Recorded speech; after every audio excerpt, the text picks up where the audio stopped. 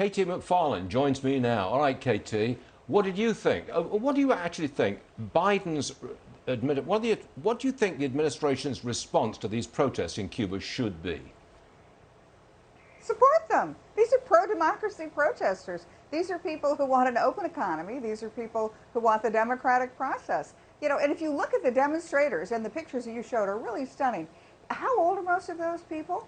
20s, 30s? They're not in their 70s. Bernie Sanders is talking about a revolution that happened 60 years ago. Those people weren't even born at that point. And the Cubans had 60 years of incompetent management, and their economy is in trouble. Their social services are non-existent. Because of COVID and lockdown, nobody's traveling to Cuba. And they're really the worst of all is that the Cubans have so mishandled COVID and the pandemic. They turned down everybody's vaccines because they said, well, we're socialist Cuba, we're going to make our own vaccine. Well, they've tried, not very good, and so they now have massively high infection rates. I got $1, KT, that says the administration will blame Trump for what's happening in Cuba, on the ground that Trump imposed some sanctions when Cuba did this, that, and the other with Venezuela. They'll blame Trump. What do you think?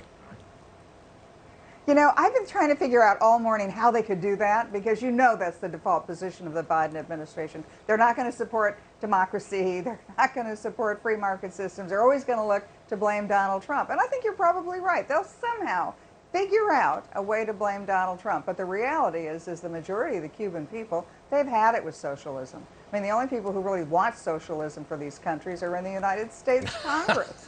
so eventually... Terrible thing. Eventually. But here's the other thing, is that because of the connections between Cuba and the United States, the Cuban people, they now know how bad their lives are. Previously, they didn't have that kind of access to Western communications, Western technology, American technology. Now they see, why are my cousins in Miami living so much better than I am?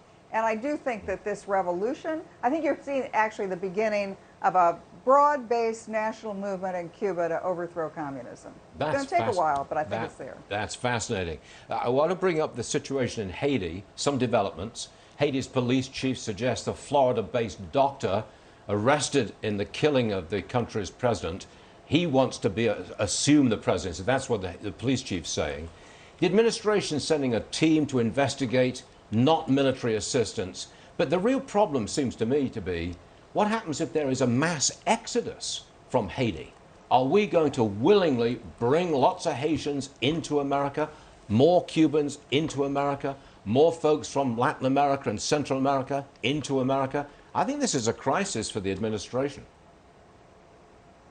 Yeah, and here's the tragedy of Haiti. Look, nobody's in charge. It's just rival gangs fighting each other, assassinating each other. There's no effective leader of the country. The guy who was supposed to take over if the president died, he died himself a couple of weeks ago of COVID. So it's just complete lawlessness. And the Haitians are now saying, America, please send in the troops. Well, we have no business sending American forces into the middle of a civil war that even the countrymen themselves can't figure out. But I think you're right that the end result of this is the Biden administration, which believes in open borders, after all. Yep. Look at the southern border with Mexico. I think that they're going to just say, come on in. And then we have an even bigger economic problem in the United States. I think so. KT, always a pleasure. Come and see us again soon, please. Thanks very much.